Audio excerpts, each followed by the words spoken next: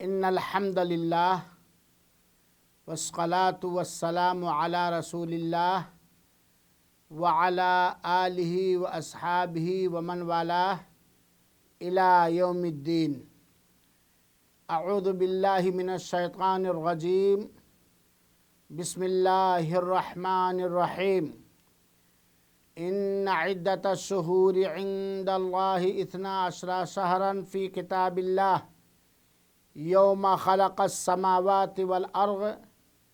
منها 4 حرم ذلك الدین القیم فلا تظلموا فیہن انفسکم۔ حاضرین کرام، سامعین عظام، خواتین ملت، عزیز بچوں اور بچیوں اور دیگر سامعین اور سامعات، آج کے اس پروگرام کا عنوان ہے ماہ رجب اور آج کے چند مسلمان۔ اللہ تعالی سے دعا ہے کہ رب العالمین ہمیں سنت نبوی صلی اللہ علیہ وآلہ وسلم کے مطابق اپنی عبادتیں کرنے کی توفیق عطا فرمائے اور قبول فرمائے، اور ان سارے رسم و رواج، بدعتی اعمال اور خرافات سے محفوظ رکھے جس کو کچھ نام و نہاد یا جنہیں کچھ نام و نہاد مسلمانوں نے شیعوں سے متاثر ہو کر صوفیوں کے طریقے کو اختیار کرتے ہوئے گڑھ لیا ہے اور رواج دے لیا ہے۔ ماہ رجب جس کی بڑی عظمت ہے، ماہ رجب کے بارے میں جو صحیح بات ہے اس کے سلسلے میں اکثر مسلمان مرد اور عورت ناواقف اور نابلد ہیں، اور عبادت کے نام پر، اللہ کا تقرب حاصل کرنے کے نام پر جو شیعوں کے راستوں سے سنی مسلمانوں کے اندر آ گئی ہیں، اس کے گرویدہ اور اس کو اپنانے والے بن گئے ہیں، جس کی وجہ یہ ہے کہ بیشتر مسلمان مرد اور عورت نبی کریم صلی اللہ علیہ وسلم کی سنت پاک سے ناواقف اور نابلد ہیں۔ آئیے سب سے پہلے ہم ماہ رجب کی اہمیت کو سنیں اور سمجھیں۔ اللہ تعالی نے سورہ توبہ کی آیت نمبر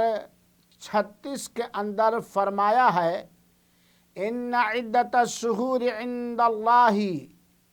12 شہرا فی کتاب اللہ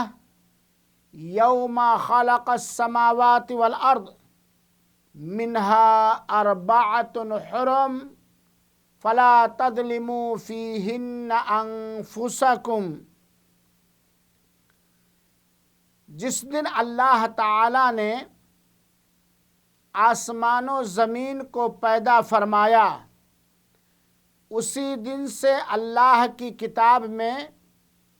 سال کے 12 مہینے ہیں۔ اللہ تعالیٰ فرماتا ہے کہ مہینوں کی گنتی اور تعداد اللہ تعالیٰ کے نزدیک کل 12 مہینے ہیں۔ اللہ تعالیٰ کی کتاب میں یہ اسی دن سے ہے جس دن اللہ تعالیٰ نے آسمانوں اور زمینوں کو پیدا فرمایا۔ اور ان 12 مہینوں میں 4 مہینے حرمت والے مہینے اور احترام والے مہینے اور حرام مہینے ہیں۔ یہی سیدھا دین ہے۔ چنانچہ تم لوگ اپنے اوپر ظلم نہ کرو۔ سامعین کرام، سورہ توبہ کی آیت نمبر 36 کے اندر اللہ تعالیٰ نے 3 یا 4 اہم باتوں کی طرف نشاندہی فرمائی ہے۔ نمبر 1، اللہ تعالیٰ کے نزدیک اللہ کی کتاب میں سال کے کل 12 مہینے ہیں۔ نمبر 2، یہ 12 مہینے اسی دن سے ہیں جس دن اللہ تعالیٰ نے آسمانوں اور زمین کو پیدا فرمایا۔ تیسری بات، سال کے ان 12 مہینوں میں 4 مہینے حرمت والے مہینے، حرام مہینے ہیں، احترام والے مہینے ہیں۔ نمبر 4، ان حرام مہینوں میں اللہ تعالیٰ نے ظلم بطور خاص ظلم و زیادتی، طوفان اور بدتمیزی، خرافات و خزعبلات کرنے سے منع فرمایا ہے۔ جب ہم یہ بات جان گئے کہ اللہ تعالیٰ نے آسمان و زمین کے تخلیق ہی کے دن سال کے 12 مہینے بنائے اور ان 12 مہینوں میں 4 مہینے حرمت والے مہینے ہیں، تو ہمیں جاننا چاہیے کہ وہ مہینے جنہیں اشہر حرم کہا جاتا ہے، حرام مہینہ کہا جاتا ہے، وہ کون کون ہیں؟ وہ کل 4 ہیں، 3 لگاتار ہیں، جس میں سے ذی قعدہ، ذی الحجہ اور محرم۔ یہ 3 مہینے لگاتار ایک کے بعد دیگرے جو ذکر کیے گئے ہیں، یہ تینوں مہینے حرام مہینے، احترام والے مہینے اور حرمت والے مہینے ہیں۔ اور چوتھا مہینہ یہ رجب کا مہینہ ہے جو جمادی الاخری اور شعبان کے بیچ میں ہوتا ہے۔ چنانچہ اگر آپ سے کوئی پوچھے کہ حرام مہینے کتنے ہیں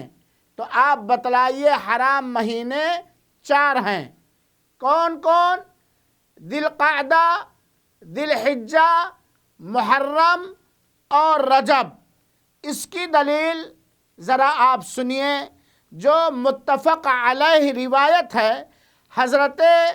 ابو بکر رضی اللہ تعالی عنہ نے اللہ کے رسول اکرم صلی اللہ علیہ وسلم سے روایت کرتے ہوئے فرمایا کہ اللہ کے رسول اکرم صلی اللہ علیہ وسلم نے فرمایا، ان الزمان استدار کہیئتہ یوم خلق اللہ السماوات والارض۔ زمانہ اپنے گھوم گھام کر اپنے اصلی اسی شکل میں آ گیا جس دن اللہ تعالیٰ نے آسمانوں اور زمین کی تخلیق فرمائی۔ السنہ 12 شہرن، سال 12 مہینے کے ہوتے ہیں۔ منہا 4 حرم، ان سال کے 12 مہینوں میں سے 4 مہینے حرمت والے مہینے ہیں، 3 لگاتار ہیں ایک کے بعد دیگرے، ذی القعدہ، ذی الحجہ اور تیسرا محرم، اور چوتھا مہینہ جمادی الاخری اور شعبان کے بیچ جسے رجب مضر کہا جاتا ہے۔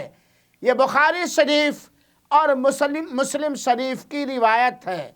اس روایت سے ان 4 مہینوں کے نام اور تعین بھی ہو جاتی ہے جن 4 مہینوں کو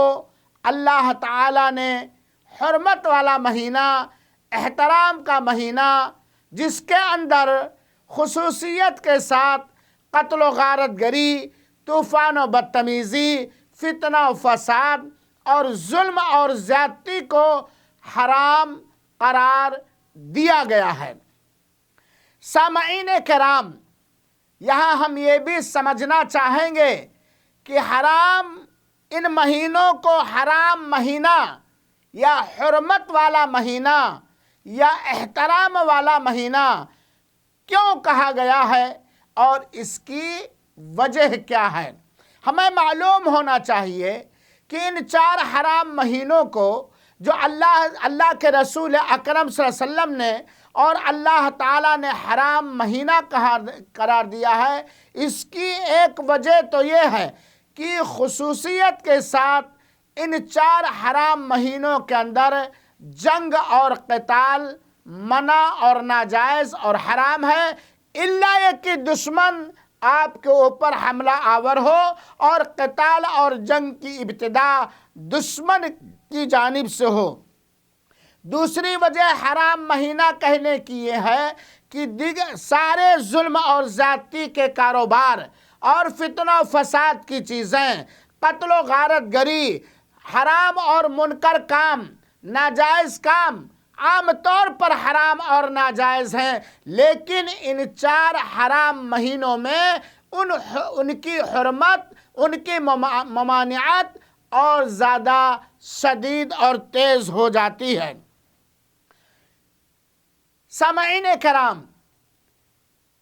ماہ رجب کے اندر اللہ کے رسول اکرم صلی اللہ علیہ وآلہ وسلم سے کوئی خصوصی عمل اور کوئی خصوصی عبادت جسے اللہ کے رسول اکرم صلی اللہ علیہ وآلہ وسلم نے کسی دوسرے مہینے میں نہ کیا ہو، رجب کے اندر بھی اللہ کے رسول اکرم صلی اللہ علیہ وسلم سے ثابت نہیں ہے۔ آپ کا معمول اور آپ کا عمل ماہ رجب کے اندر بھی وہی رہتا تھا جو دیگر مہینوں کے ایام میں، دیگر مہینوں کی راتوں میں یا دیگر مہینوں کے اندر اللہ کے رسول اکرم صلی اللہ علیہ وسلم کیا کرتے تھے۔ قرآن کی کسی آیت کریمہ سے یا کسی بھی صحیح حدیث سے ماہ رجب کے اندر اللہ کے رسول اکرم صلی اللہ علیہ وسلم سے کوئی خاص عمل، کوئی خاص عبادت، کوئی خاص طریقہ اللہ کے رسول اکرم صلی اللہ علیہ وآلہ وسلم سے قطعاً ثابت نہیں ہے۔ چاہے آج ہمارے سماج کے اندر ماہ رجب کے اندر بہت ساری خرافات، بہت سارے ایسے اعمال رائج ہیں، لوگ بڑھ چڑھ کر کرتے ہیں، اور بعض گمراہ کرنے والے لوگ اس کو خوب ہوا دے کر لوگوں کو اس کے کرنے پر ابھارتے ہیں اور واہی تواہی کی دلیلیں لے کر، من گڑت اور ضعیف روایتوں کو لے کر اس کے بہت بھینکر اجر اور ثواب اور منقبت بھی بیان کرتے ہیں، جبکہ یہ بات متفقہ طور پر آپ جان لیجئے کہ اہل حق علماء کا اس بات پر متفقہ فیصلہ ہے کہ اللہ کے رسول اکرم صلی اللہ علیہ وآلہ وسلم سے ماہ رجب کے اندر کوئی خاص یا مخصوص عبادت، تہوار قطعاً ثابت نہیں ہے۔ اور جب اللہ کے رسول اکرم صلی اللہ علیہ وآلہ وسلم سے ثابت نہیں ہے تو بدرجہ اولا خلفائے راشدین سے بھی ثابت نہیں ہے اور دیگر صحابہ کرام سے بھی ثابت نہیں ہے، اور اسی طرح امت کے قابل اعتماد صلحاء علماء سے بھی وہ چیز ثابت نہیں ہے۔ تو رجب کے مہینے میں اللہ کے رسول صلی اللہ علیہ وسلم کا وہی عام عمل رہتا تھا جو اللہ کے رسول دوسرے مہینوں میں یا دوسرے مہینوں کے دنوں میں یا دوسرے مہینوں کی راتوں میں کیا کرتے تھے۔ تو رجب کی فضیلت یہ ہے، رجب کی عظمت، ماہ رجب کی فضیلت یہ ہے، ماہ رجب کی عظمت یہ ہے کہ اللہ تعالیٰ نے سال کے 12 مہینوں میں رجب کے مہینے کو حرمت والا مہینہ قرار دیا ہے۔ جس طرح محرم کا مہینہ حرمت والا مہینہ ہے، ذی-قعدہ کا مہینہ حرمت والا مہینہ ہے، ذی الحجہ کا مہینہ حرمت والا مہینہ ہے، اسی طرح رجب کا مہینہ بھی حرمت والا مہینہ ہے۔ یہ رجب کی فضیلت اور یہ ماہ رجب کی عظمت ہے، اور یہ عظمت کم ہے، ماہ رجب کی یہ فضیلت کم ہے۔ اللہ تعالیٰ نے خصوصیت کے ساتھ ذی-قعدہ، ذی الحجہ، محرم کے طرح ماہ رجب کے اندر قتل و غارت گری، جنگ و جدال کی ابتدا کرنا، دیگر حرام چیزوں کا ارتکاب کرنا، دیگر منکرات کو کرنا، یہ خصوصیت کے ساتھ اس مہینے کے اندر حرام ہے۔ ظلم ہمیشہ حرام ہے، کیونکہ اللہ تعالیٰ ظلم پسند نہیں کرتا، اور اللہ تعالیٰ نے اپنے اوپر بھی ظلم کو حرام قرار دے لیا ہے۔ ماہ رجب کے اندر اللہ تعالیٰ نے خصوصیت کے ساتھ ظلم کو حرام قرار دیا ہے، اور سب سے بڑا ظلم یہ ہے، سب سے بڑی زیادتی یہ ہے کہ دین کے نام پر، عبادت کے نام پر، اللہ سے تقرب کے نام پر وہ اعمال انجام دیے جائیں جن اعمال کا ثبوت اللہ کے رسول اکرم صلی اللہ علیہ وسلم سے قطعاً نہیں ملتا، بلکہ وہ دین سے باہر کی چیزیں ہیں، محمد صلی اللہ علیہ وسلم کا طریقہ نہیں ہے، ان کے دشمنوں یا ان کے صحابہ کرام سے بغاوت اور نفرت رکھنے والے لوگوں کا طریقہ ہے۔ سامعین کرام، کیا آپ پسند کریں گے بحیثیت سنی مسلمان، بحیثیت نبی کریم صلی اللہ علیہ وسلم سے محبت کرنے کا دعویٰ کہ آپ لوگوں کے بہلاوے میں آ کر، واہی تواہی کی دلیلیں لے کر، ضعیف اور من گھڑت روایات کو لے کر، شیعوں کے رواج اور طریقوں کو لے کر دین کے نام پر وہ کام کریں جس کام کے کرنے کا ثبوت مدینہ والے آقا سردار دو جہاں شافع محشر جناب محمد مصطفیٰ صلی اللہ علیہ وسلم کی قولی حدیث سے یا فعلی حدیث سے یا تقریری حدیث سے صحیح سند کے ساتھ ثابت قطعا نہ ہو۔ مجھے یقین ہے کہ قطعا نہیں، آپ ایسا نہیں کریں گے۔ رجب کے مہینے میں لوگوں نے بہت ساری خرافات، کہیں امام جعفر صادق کے نام پر، کہیں کسی اور کے نام پر بہت کچھ گڑھ لیا ہے اور ایجاد کر لیا ہے۔ چنانچہ آئیے ہم اختصار کے ساتھ سنیں، وقت بڑا مختصر ملا ہے۔ پہلی بات جو قطعاً جائز نہیں، بہت سارے لوگ رجب کا مہینہ آتے ہی مبارکبادی دیتے ہوئے ایک خاص دعا پڑھتے ہیں، جو دعا صحیح سند سے قطعاً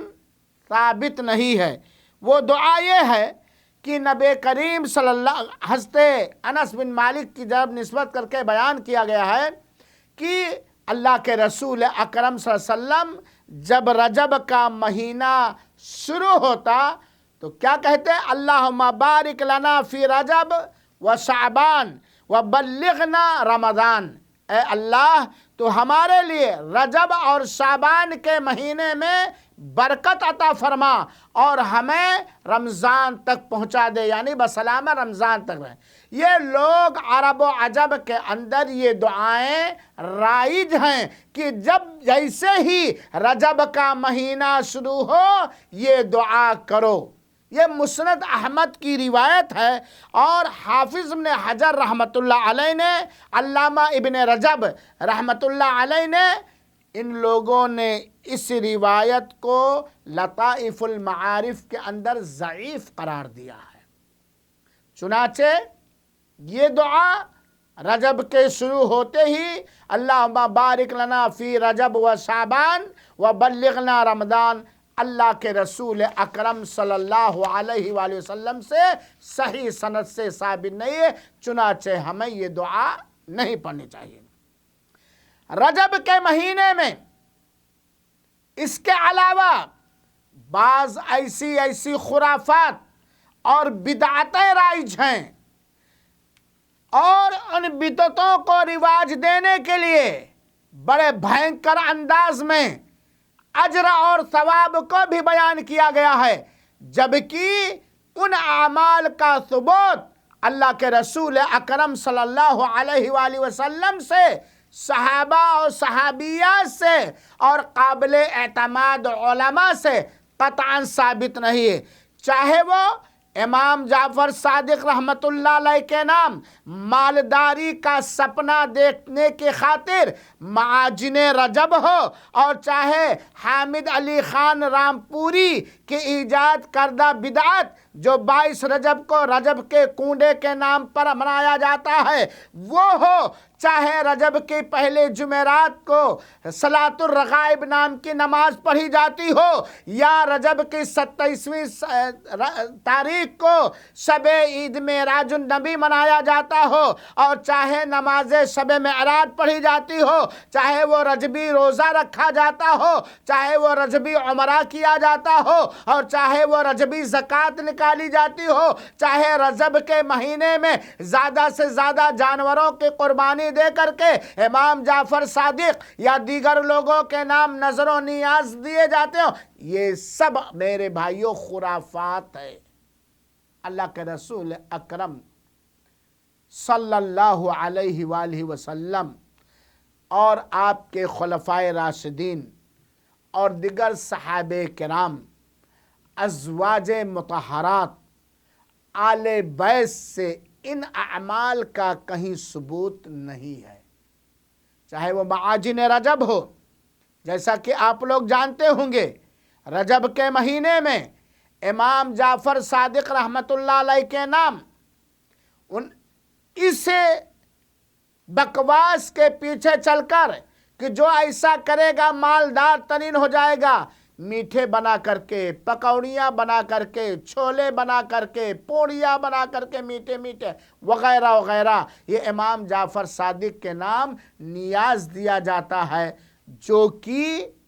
جس کا نام معاجن رجب ہے۔ اسی طرح آپ جانتے ہیں حامد علی خان جو ایک شیعہ بادشاہ تھا، رامپور کا رہنے والا تھا، 22 رجب کو یہ رجبی کنڈا بھرتا تھا، اور اس نے اس بدعت کو رواج دیا ایک خاص مقصد کے خاطر۔ یہ بھی رجبی کنڈا تو صحابہ کرام جانتے ہی نہیں تھے، چاہے وہ صلاۃ الرغائب یا اور دیگر چیزیں جو میں نے بیان کیا، اللہ کے رسول اکرم صلی اللہ علیہ وسلم سے ثابت نہیں۔ آئیے، ایک نماز ہے، ایک نماز جو صلاۃ الرغائب کے نام سے مشہور ہے، صلاۃ الرغائب، اور یہ رجب کی پہلی جمعرات کی رات میں ادا کی جاتی ہے، مغرب اور عشاء کے بیچ میں۔ صلاۃ الرغائب پہلی جمعرات کو خصوصیت کے ساتھ، رجب کی پہلی جمعرات کو خصوصیت کے ساتھ بہت سارے لوگ روزہ رکھتے ہیں، خصوصیت کے ساتھ، اور کسی مہینے کی جمعرات کو نہیں، اور مغرب اور عشاء کے بیچ میں صلاۃ الرغائب کی نام کی پہلی جمعرات یعنی جمعہ والی رات کو لوگ صلاۃ الرغائب پڑھتے ہیں، اور اس پر بلا سر اور پیر کے بہت بڑے بڑے اجر اور ثواب بیان کیے جاتے ہیں۔ میرے بھائیوں اور ساتھیوں، صلاۃ الرغائب نام کی کوئی نماز اللہ کے رسول اکرم صلی اللہ علیہ وآلہ وسلم سے صحیح سند کے ساتھ ثابت نہیں ہے، اور اگر کوئی کہتا ہے یا عمل کرتا ہے، صلاۃ الرغائب پڑھتا ہے رجب کی پہلی جمعرات کو، تو اللہ کے رسول اکرم صلی اللہ علیہ وسلم پر جھوٹ باندھتا ہے، بہتان تراشی کرتا ہے، اور جو اللہ کے رسول اکرم صلی اللہ علیہ وسلم پر جھوٹ باندھے وہ اپنا ٹھکانہ جہنم کے اندر بنائے۔ ایک من گڑھت روایت جسے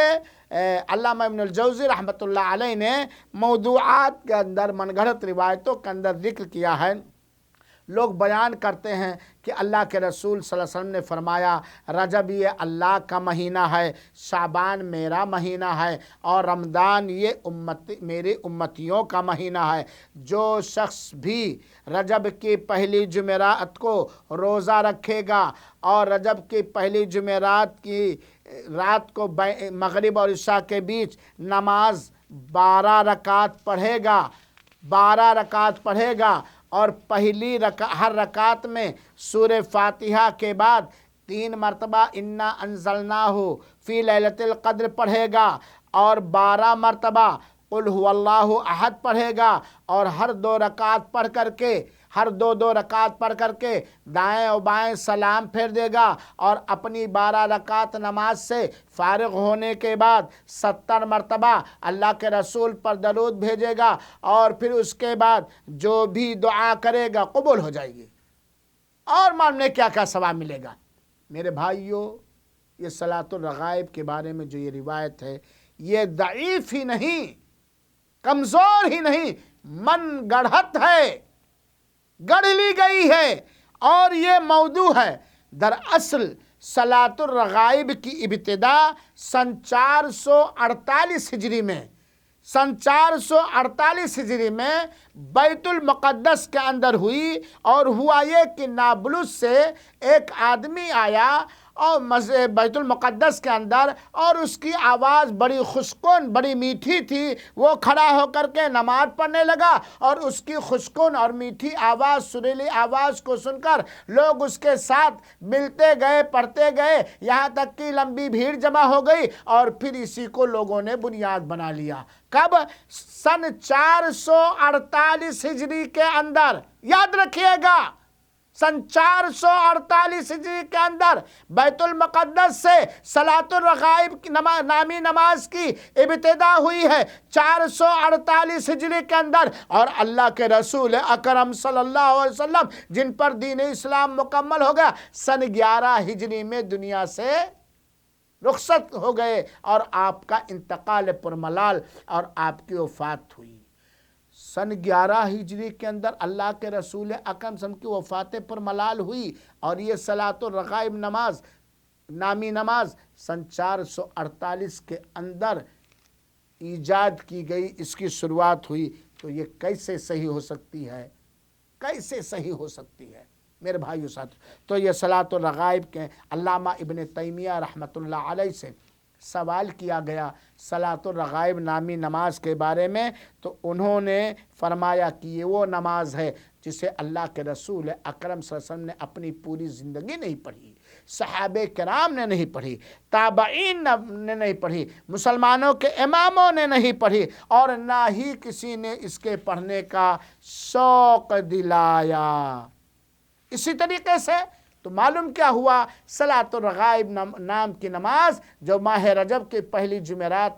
رات میں پڑھی جاتی ہے، یہ بدعت ہے، یہ خرافات ہے، یہ ایسی نماز ہے جس کو شیطان تو پسند کر سکتا ہے، رحمان پسند نہیں کرتا، کیونکہ رحمان وہی عبادت قبول فرمائے گا، رحمان وہی عبادت پسند فرمائے گا جس عبادت کے کرنے کا ثبوت اللہ کے رسول اکرم صلی اللہ علیہ وسلم کے صحیح قولی یا فعلی یا تقریری حدیث۔ سامعین کرام، یاد رکھیے گا، صلاۃ الرغائب نام کی نماز جو رجب کی پہلی جمعرات کو لوگ پڑھتے ہیں، یہ وہ نماز ہے جسے اللہ قبول نہیں کرے گا، جسے اللہ پسند نہیں فرمائے گا، کیونکہ اللہ تعالیٰ اسی عبادت کو پسند فرمائے گا، قبول فرمائے گا جس عبادت کے کرنے کا ثبوت فرمان رسول اکرم صلی اللہ علیہ وسلم سے ہو، کیونکہ اللہ کے رسول نے فرمایا ہے من عمل عملا لیس علیہ امرنا فہو رد، جس نے کوئی بھی عمل کیا جس کے کرنے پر میرا حکم موجود نہیں، وہ مردود، قابل تردید اور ٹھکرا دینے کے لائق ہے۔ اسی طریقے سے رجب کے مہینے میں 15ویں رجب کی رات کو لوگ نماز پڑھتے ہیں، اور اس کے پڑھنے کا بھی مختلف طریقہ ہے جس کا بہت ہی زیادہ اجر و ثواب لوگ بیان کرتے ہیں، اس کا بھی ثبوت اللہ کے رسول اکرم صلی اللہ علیہ وسلم سے نہیں ہے۔ اسی طریقے سے رجب کے مہینے میں 27 رجب کو لوگ 2 عمل کرتے ہیں، ایک جشن معراج النبی اور دوسرا شب معراج کو لوگ نماز پڑھتے ہیں۔ میرے بھائیوں اور ساتھیوں، پہلی فرصت میں ہم یہ بتلانا چاہتے ہیں کہ معراج اللہ کے رسول اکرم صلی اللہ علیہ وسلم کو کرایا گیا، اور بہت ساری چیزیں معراج کے اندر اللہ کے رسول اکرم صلی اللہ علیہ وسلم کو عطا کیا گیا، جسے ہمیں انجام دینا چاہیے اخلاص کے ساتھ۔ معراج اللہ کے رسول اکرم صلی اللہ علیہ وسلم کو کرایا گیا، اور اللہ کے رسول اکرم صلی اللہ علیہ وآلہ وسلم جب تک اس دنیا میں زندہ رہے کبھی بھی معراج کی مناسبت سے آپ نے کوئی نہ جشن منایا، نہ عید منائی، نہ کوئی خاص عبادت کی، اور نہ ہی آپ کے بعد خلفائے راشدین نے کی۔ واہی تواہی کی روایتیں، ضعیف و من گڑت حدیث کہہ کے بیان کرنے والے کوئی بھی بیان کر لیں، لیکن کسی بھی صحیح حدیث سے یا قرآن کریم کی کسی بھی آیت یا آیت کے کسی بھی ٹکڑے سے یہ بات ثابت نہیں ہوتی ہے کہ اللہ کے رسول اکرم صلی اللہ علیہ وسلم نے جشن عید معراج النبی منایا ہو، یا جشن معراج النبی والی رات کو، معراج نبی والی رات کو آپ نے کوئی خصوصی عبادت کی ہو، اور نہ صحابہ کرام نے منایا، لوگوں نے اسے گڑھ لیا ہے۔ میرے بھائیوں اور ساتھیوں، کیوں نہیں منایا؟ کیونکہ معراج اللہ کے رسول اکرم صلی اللہ علیہ وسلم کو جو کرایا گیا ہے، کس مہینے میں کرایا گیا، اس میں بہت سارا اختلاف ہے۔ کچھ لوگ کہتے ہیں ربیع الاول میں، کچھ لوگ کہتے ہیں ربیع الثانی میں، کچھ لوگ کہتے ہیں شوال میں، کچھ لوگ کہتے ہیں ذی الحجہ میں، کچھ لوگ کہتے ہیں رجب میں۔ مہینے کے بارے میں اتنا اختلاف ہے، اور آپ ذرا پتہ لگائیے، جب مہینے کے بارے میں اتنا اختلاف ہے بعد کے لوگوں میں، تو اگر اللہ کے رسول صلی اللہ علیہ وآلہ وسلم جشن عید معراج النبی منائے ہوتے تو صحابہ کرام جانتے کہ نہیں جانتے کہ اللہ کے رسول کو معراج کس مہینے میں کرایا گیا؟ مہینے کے بارے میں اتنا اختلاف ہے، تو تاریخ معراج نبی کے بارے میں کتنا زبردست اختلاف ہوگا۔ لہذا میرے بھائیوں ساتھیوں، یہ شب معراج کی مناسبت سے نمازیں پڑھنا بے بنیاد چیز ہے، کیونکہ اللہ کے رسول نے نہیں پڑھی ہے۔ کیوں؟ کیونکہ رب نے اللہ کے رسول کو پڑھنے کا حکم نہ دیا، اور اگر اللہ کے رسول اکرم صلی اللہ علیہ وسلم پڑھے ہوتے تو کیا خلفائے راشدین پیچھے رہتے؟ صحابہ کرام نہ جانتے؟ اور اسی طریقے سے اسی لیے سارے علماء نے اس کو باطل، اس نماز کو باطل قرار دیا ہے۔ اسی طریقے سے جشن معراج النبی منانا، براق بنانا، یہ کہاں سے لے آئے آپ؟ یہ کہاں سے لے آئے؟ اللہ کے رسول اکرم صلی اللہ علیہ وسلم کے معراج کے بعد اللہ کے رسول تھے کہ نہیں تھے؟ مدینہ میں اور مکہ میں اللہ کے رسول نے جشن معراج النبی کے نام پر کوئی مختصر چھوٹا فنکشن منایا ہے، اللہ کے قسم کہیں صحیح حدیث سے ثابت نہیں ہے۔ اسی طریقے سے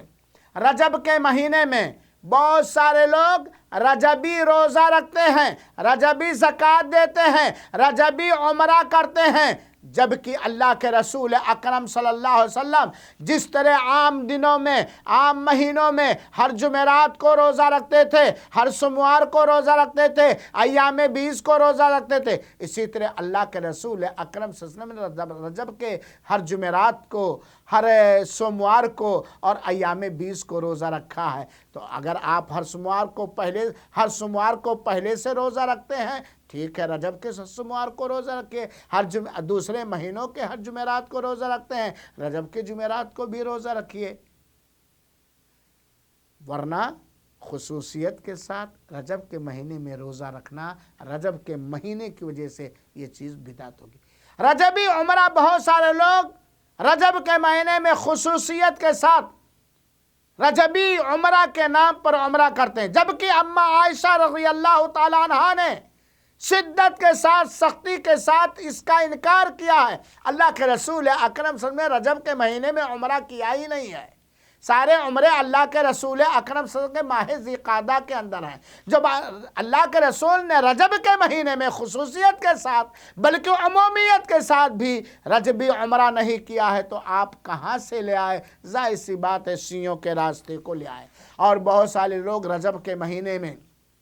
مختلف انداز کی نمازیں پڑھتے ہیں جن کا اللہ کے رسول سے ثابت نہیں۔ میرے بھائیوں ساتھیوں، رجب کا کنڈا بھرا جاتا ہے رجب کے مہینے پر، اور لکڑہارے کا من گھڑت واقعہ بیان کیا جاتا ہے، اور یہ رامپور کی پیداوار ہے، یو پی میں جو رامپور اس کی پیداوار ہے، جو امام جعفر صادق کے نام نیاز دیا جاتا ہے۔ بس وقت بڑا 2 منٹ اور باقی ہے، امام جعفر صادق کے نام نیاز دیا جاتا ہے۔ ہمارے ہندو پاک کے اندر رجب کے مہینے میں 2 بدعتیں بڑی زور شور کے ساتھ کی جاتی ہے۔ ایک جلسے شب عید معراج النبی جس کا کہیں کوئی ثبوت نہیں ہے، اور ایک رجب کا کنڈا۔ میرے بھائیوں،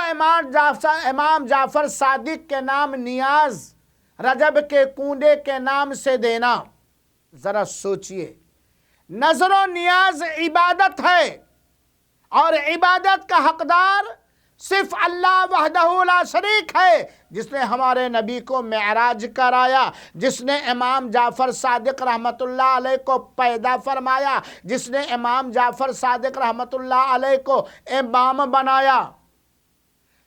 عبادت کا حقدار نہ امام جعفر صادق رحمت اللہ علیہ ہیں، نہ ان کے آباء و اجداد ہیں، نہ ان کے آخری پیغمبر نبی کریم صلی اللہ علیہ وسلم ہیں، نہ جبریل ہیں، نہ میکائیل ہیں۔ کوئی عبادت کے لائق نہیں سوائے اللہ تعالیٰ کے۔ وَأَشْهَدُ أَن لَا إِلَٰهَ إِلَّا اللَّهُ، میں گواہی دیتا ہوں کہ عبادت کے لائق صرف اور صرف اللہ وحدہ لا شریک ہے۔ تو یہ امام جعفر صادق کے نام آپ کیسے نظر دیں گے؟ چاہے رجب کا مہینہ ہو، چاہے غیر رجب کا مہینہ ہو۔ چنانچہ کنڈے کے نام پر جو امام جعفر صادق کے نام نیاز دیا جاتا ہے، یہ خرافات ہے، یہ بدعت ہے، یہ تباہی ہے۔ چنانچہ میرے بھائیوں ساتھیوں، رجب کے مہینے میں چاہے رجب کی آمد کے وقت دعا پڑھنا، یا امام جعفر صادق کے نام معاجن رجب کی ایک نیاز دینا مالدار ہونے کے ناطے، اور چاہے رجبی کنڈا بھرنا، یا صلاۃ الرغائب پڑھنا، یا محفل عید معراج النبی منانا، یا نماز شب معراج پڑھنا، یا رجبی عمرہ کرنا، یا رجبی روزہ رکھنا، یا رجبی زکوٰۃ دینا، یہ سب خرافات اور بدعتیں ہیں۔ یاد رکھیے، یہ ان ساری چیزوں کا ثبوت سورہ الف لام میم، سورہ فاتحہ الف لام میم، سورہ فاتحہ سے لے کر کے سورہ ناس کے سین تک دیکھیے کہیں نہیں ملتا ہے۔ اور جتنی بھی صحیح احادیث، حسن روایتیں، قابل قبول حدیثیں،